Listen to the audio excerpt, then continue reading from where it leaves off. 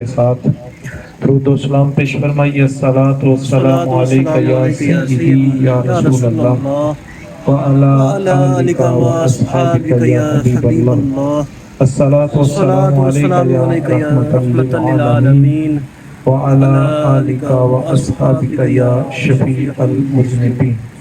میرے نہایت ہی واجب الاحترام بزرگوں اور دوستوں، جیسا کہ آپ کے علم میں ہے کہ ہم یہاں اس حال ثواب کی محفل میں حاضر ہیں، دعا اللہ رب العزت ہماری اس حاضری کو اپنی بارگاہ میں قبول و منظور فرمائے، آمین۔ اور اس کے صدقے اللہ تعالیٰ مرحوم کی بخشش و مغفرت فرمائے۔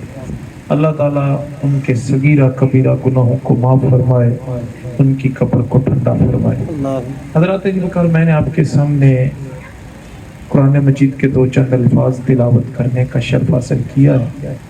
اللہ رب العزت نے فرمایا وَمَا خَلَقْتُ الْجِنَّ وَالْإِنسَ إِلَّا لِيَعْبُدُونِ، کہ ہم نے جنوں اور انسانوں کو اپنی عبادت کے لیے پیدا کیا ہے۔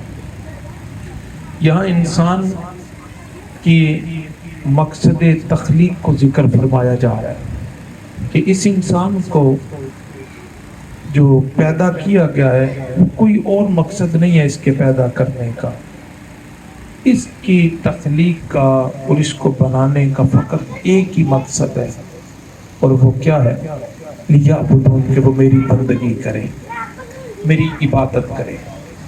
یہ انسان دو چیزوں سے مل کے بنا ہے، ایک یہ ظاہری جسم ہے اور ایک اس جسم کے اندر روح ہے۔ یہ ظاہری قالب اور یہ ظاہری جسدی خاکہ، یہ جو نظر آتا ہے یہ کچھ بھی نہیں ہے، اور وہ روح جو نظر نہیں آتی وہی سب کچھ ہے۔ جسم سے جب روح جدا ہوتی ہے تو یہ جسم بیکار ہو جاتا ہے، ہم اس کو اٹھاتے ہیں اور من و مٹی کے نیچے دفن کر کے آ جاتے ہیں، چاہے وہ ہمارے باپ کا جسم ہی کیوں نہ ہو، وہ مٹی میں مل کر پھر مٹی ہو جاتا ہے۔ جبکہ روح جو اصل ہے وہ نظر نہیں آتی، وہ پھر بھی اعلیٰ علیین میں واپس پلٹ جاتی ہے، وہ پھر بھی قائم اور دائم رہتی ہے۔ جب روح نکلی تو جسم کی حیثیت ختم ہو گئی، وہ بیکار ہو گیا، وہ مٹی میں مل کر مٹی ہو گیا، اور روح جو نظر نہیں آتی وہی اصل میں حقیقت ہے، وہ پھر بھی قائم رہی۔ جسم سے جدا ہوئی تو جسم بیکار ہو گیا، تو روح جو ہے یہ پلٹ کے پھر اعلیٰ علیین کی طرف چلی جاتی ہے، اور پھر جب انسان کو قبر میں رکھا جاتا ہے تو وہ روح دوبارہ اس کے اندر پلٹا دی جاتی ہے۔ یعنی ایک چیز عرض کرنا چاہتا ہوں کہ جسم جس مٹی سے بنا ہے اس کی خوراک بھی اسی مٹی سے آتی ہے۔ ہم اگر اناج کھاتے ہیں تو وہ کہاں سے آتا ہے؟ زمین سے۔ ہم اگر پھل کھاتے ہیں تو وہ کہاں سے آتا ہے؟ زمین سے۔ ہم سبزیاں کھاتے ہیں تو وہ کہاں سے آتا ہے؟ زمین سے۔ جسم جس مٹی سے بنا تھا اسی مٹی سے، اسی زمین سے اس کی خوراک آ گئی، اور روح چونکہ عالم بالا کی شے ہے، اس کے بارے میں اللہ رب العزت نے ارشاد فرمایا وَإِذَا سَوَّيْتُهُ نَفَخْتُ فِيهِ مِن رُوحِي، کہ جب میں نے جسم کو تراش خراش لیا، اس کی نوک پلک سنوار لی، اس کی کانٹ چھانٹ کر لی، اور جب یہ جسم مکمل ہو گیا تو فَإِذَا سَوَّيْتُهُ نَفَخْتُ فِيهِ مِن رُوحِي، جب میں نے اس کو بنا سنوار لیا تو پھر اس کے اندر میں نے اپنی روح پھونک ڈالی۔ اللہ نے انسان کی روح کی نسبت اپنی طرف فرمائی ہے، فرمایا کہ یہ روح میری روح ہے جو میں نے اس حضرت انسان کے اندر رکھی ہے، تو اپنی روح اس کو کہا۔ اور یہ ذہن میں رہے کہ یہ فقط انسان کا شرف ہے کہ اللہ نے اس کی روح کو اپنی روح کہا ہے، باقی اللہ کی بے شمار مخلوق ہے سب کے اندر روح ہوتی ہے، کسی دوسرے جاندار کی روح کو اللہ نے اپنی روح نہیں کہا. یہ فقط حضرت انسان کو اعزاز اور شرف حاصل ہے کہ اس کی روح کو اللہ نے اپنی روح کہا ہے. فَإِذَا صَفَّيْتُهُ نَفَخْتُ فِيهِ مِن رُوحِي، تو میں نے اپنی روح رکھی. تو چونکہ روح عالم بالا سے آئی ہے تو اس کی خوراک بھی عالم بالا سے آتی ہے، اور وہ کیا ہے؟ وہ اللہ کا ذکر ہے، وہ اللہ کا ذکر ہے. جسم کو اس کی خوراک دیں، گوشت کھائیں، سبزیاں کھائیں، اناج کھائیں تو یہ طاقتور اور توانا ہوتا ہے. روح کو اس کی خوراک دی جائے تو روح طاقتور اور توانا ہوتی ہے، وہ پاورفل ہوتی ہے، اس کے اندر قوت آتی چلی جاتی ہے، اس کے اعضاء مضبوط ہوتے ہیں. جس بندے کی خوراک اچھی ہو اس کی قوت سماعت بھی اچھی ہوتی ہے، اس کی بینائی بھی اچھی ہے، اس کے ہاتھوں کی پکڑ بھی مضبوط ہے، اس کے پاؤں کی جو ہے وہ پکڑ اور چال ڈال اس میں مضبوطی آتی ہے. تو اسی طرح سے جب روح کو اس کی خوراک دی جاتی ہے تو روح کے اندر بھی اسی طرح سے قوت اور طاقت آتی چلی جاتی ہے. روح صحت مند ہوتی ہے، اس کی قوت سماعت کام بہتر ہوتی ہے، اس کی قوت بینائی بہتر ہوتی ہے، اس کی قوت گویائی بہتر ہوتی ہے، اس کی پکڑ اور اس کی چال ڈال میں مضبوطی آتی چلی جاتی ہے. تو یہاں میں ایک عرض کرتا چلوں، جیسے میں نے یہ عرض کر دیا کہ روح چونکہ عالم بالا سے آئی ہے تو یہاں یہ بھی ذہن میں رہے کہ یہ جسم جو زمین کی مٹی سے بنا ہے تو یہ بنا کیسے ہے. یہ ایک الگ فلسفہ ہے اور اس کو اللہ تعالیٰ نے قرآن مجید کے اندر تفصیل کے ساتھ ذکر فرمایا کہ میں نے جس مٹی سے انسان کو بنایا وہ مٹی کیسی تھی. کہ اللہ رب العزت نے فرشتوں کو فرمایا کہ زمین سے مٹی لا کے ہماری بارگاہ میں پیش کر دو. مٹی لا کے اللہ کے حضور پیش کر دی گئی. فرمایا اب اس کو پانی کے ساتھ گوند ڈالو. جب وہ مٹی گوند دی گئی تو پھر اس کو چھوڑ دیا گیا. سینکڑوں سال وہ مٹی پڑی رہی یہاں تک کہ وہ مٹی جو ہے وہ لیسدار ہو. جیسا کہ کوئی چیز جب کھانے کی چیز پکائی ہوئی چیز جب پڑی رہے تو پھر کیا ہوتا ہے، اس کے اندر لیس پیدا ہو جاتی ہے، اس کے اندر خرابی کے آثار نمودار ہونا شروع ہو جاتے ہیں. پہلے وہ چیز کیا ہوتی ہے؟ لیسدار ہوتی ہے. پھر کیا ہوتا ہے؟ پھر پڑی رہی، کئی سال پڑی رہی یہاں تک کہ اس کے اندر بدبو پیدا ہو گئی. اور لیسدار کا ذکر قرآن نے فرمایا من تین لازب، ہم نے حضرت انسان کو لیسدار مٹی سے بنایا ہے. اور پھر پڑی رہی تو اب اس کے اندر بدبو پیدا ہو گئی. اس کے بارے میں من ہمائم مسنون قرآن کہتا ہے ہم نے اس کو بدبودار مٹی سے پیدا کیا. اور پھر کیا ہوا؟ پھر پڑی رہی یہاں تک کہ وہ مٹی سیاہ ہو گئی، سخت سیاہ ہو گئی. تو مسنون کا لفظ جو ہے وہ اسی کے لیے استعمال کیا گیا کہ وہ بدبودار بھی تھی اور سیاہ. وہ مٹی بدبودار ہو گئی، پھر سیاہ ہو گئی، پھر پڑی رہی یہاں تک کہ وہ مٹی سخت ہو گئی. اسی کو سورہ رحمان میں اللہ رب العزت نے فرمایا خلق الانسان من صلصال کالفخار، ہم نے حضرت انسان کو سخت ٹھیکری کی طرح کھٹکتی ہوئی مٹی سے پیدا کیا ہے. تو یہ ساری کیفیات میں نے مختصر بیان کر دی. تو یہ کیفیات اور وہ جو مٹی کے اندر خصوصیات تھیں وہ اللہ نے قرآن مجید کے اندر ذکر فرما دی کہ اس طرح کی مٹی سے ہم نے انسان کو بنایا ہے. اب جس مٹی سے انسان بن رہا ہے اس کی کیفیت قرآن کی روشنی میں نے آپ کے سامنے رکھ دی کہ وہ کیا تھی؟ لیسدار تھی، بدبودار تھی، سیاہ تھی، سخت تھی. اب جس مٹی سے انسان بن رہا ہے اس کے اندر تو یہ ہے کہ وہ بدبودار ہے، وہ لیسدار ہے، وہ سیاہ ہے، وہ سخت ہے. اب ایسی مٹی سے بننے والے انسان سے کسی خیر کی توقع تو نہیں کی جا سکتی. سمجھے میری بات کو؟ تو اسی لیے تو فرشتوں نے اعتراض کیا تھا جب اللہ نے فرمایا کہ انی جاعل فی الارض خلیفہ، اے فرشتوں یہ جو تمہارے سامنے میں انسان بنا رہا ہوں نا مٹی کا، اس کو میں اپنا خلیفہ بنانے والا ہوں. تو فرشتوں نے پھر آگے سے اعتراض کر دیا، اتجعل فیہا من یفسد فیہا ویسفک الدماء، اے مالک تو اس کو اپنا خلیفہ بنائے گا جو فساد برپا کرے گا، دنگا و فساد کرے گا، قتل و غارت کرے گا. نحن نسبح بحمدک ونقدس لک، حالانکہ ہم تو ہیں کہ تیری تسبیح بھی بیان کرتے رہتے ہیں، تیری تقدیس بیان کرتے رہتے ہیں.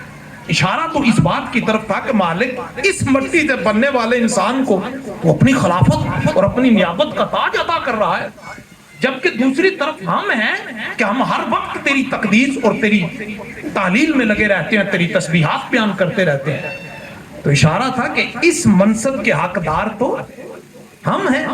تو اللہ رب العزت نے آگے سے کیا جواب ارشاد فرمایا؟ اللہ رب العزت نے فرمایا انی اعلم ما لا تعلمون، اور فرشتوں جو اس حضرت انسان کے بارے میں میں جانتا ہوں وہ تم نہیں جانتے. تمہیں کیا خبر کہ یہ کس قدر میری تخلیق کا شاہکار ہے، یہ میری تخلیق کا گوہر ہے، میں نے اس کائنات کا اس کو جوہر بنا کے بھیج رہا ہوں، تمہیں کیا خبر؟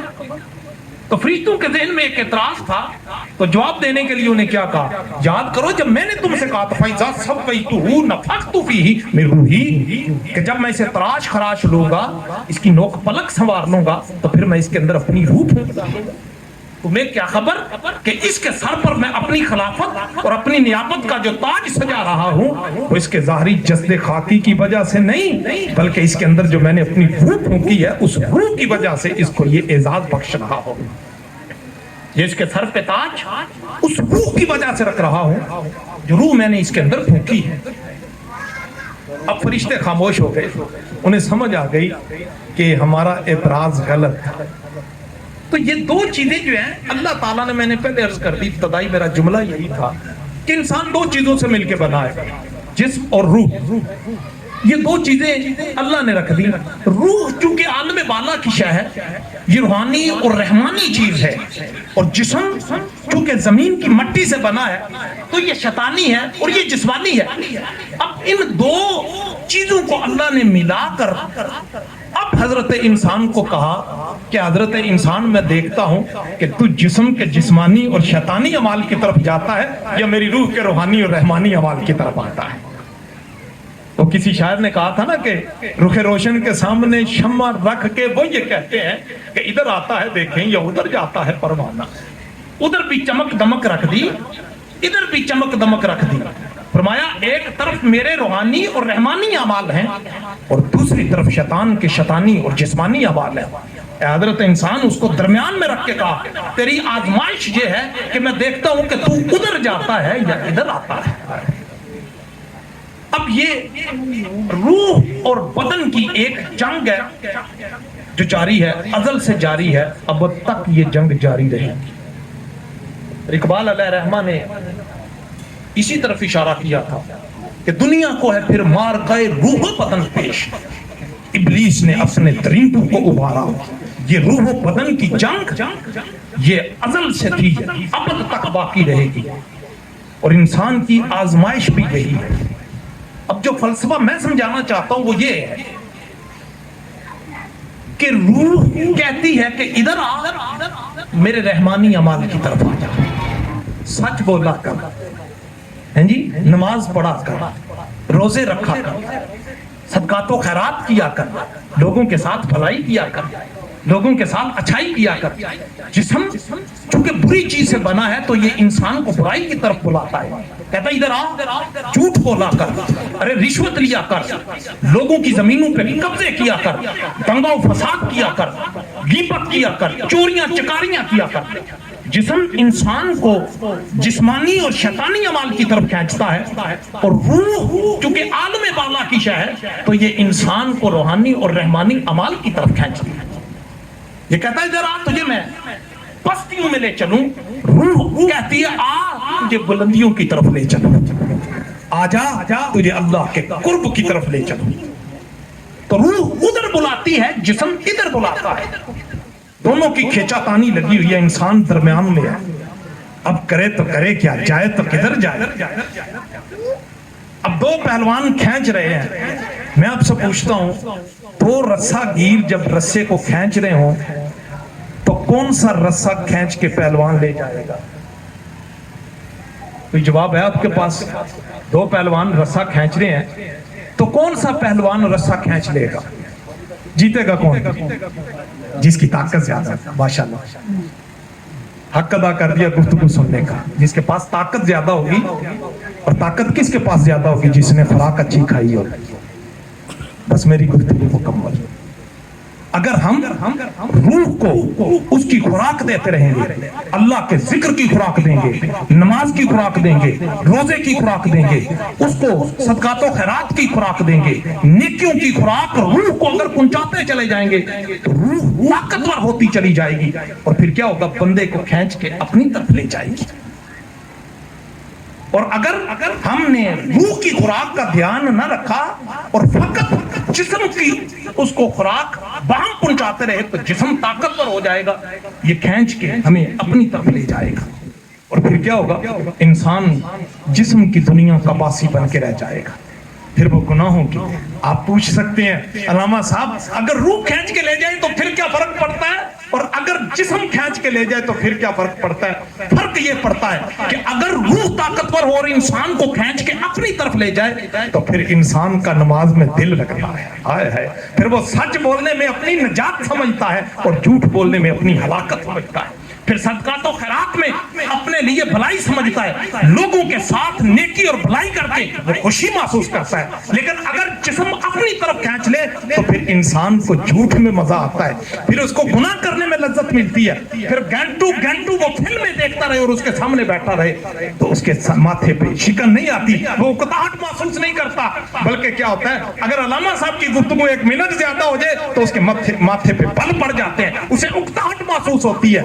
वो दुनिया, जिस्म की दुनिया का बंदा बन चुका, उसे गुनाहों में लज्जत आती है, वो ज़ना में सुकून महसूस करता है, वो शराब पीने में लज्जत महसूस करता है, वो बुराई करने में अपने आप को आसान समझता है। बस मेहनत हमने करनी है कि हम मेहनत करके अपने आप को रूह की दुनिया का बासी बना लें। फिर क्या होगा? फिर ये होगा कि अगर 2 मिनट के लिए भी आपको फिल्म के सामने बैठना पड़ जाएगा तो आपके माथे पे पसीना आ जाएगा, उकताहट महसूस होगी, उस माहौल से आपको ताफुन होगा और उससे निकलने की कोशिश करेगी।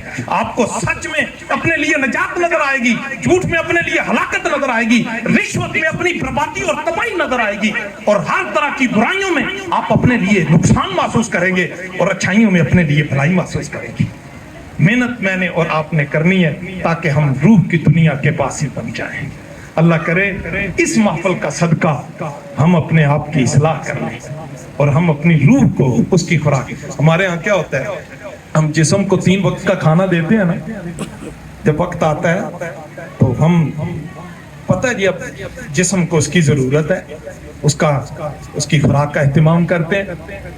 और फिर आजकल तो ये नामुराद मर्ज शुगर आ गई, और शुगर के मरीज को अगर थोड़ी देर खाने में ताखीर हो जाए तो फिर घर वालों की क्या हालत होती है, और फिर वो क्या औल फूल बकता है। वैसे मरीजों को भी पता और उनके घर वालों को भी इल्म।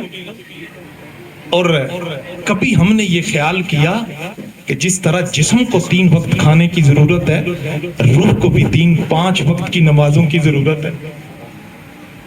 हम जिस्म की खुराक का तो ख्याल रखते हैं, रूह की खुराक का ख्याल है।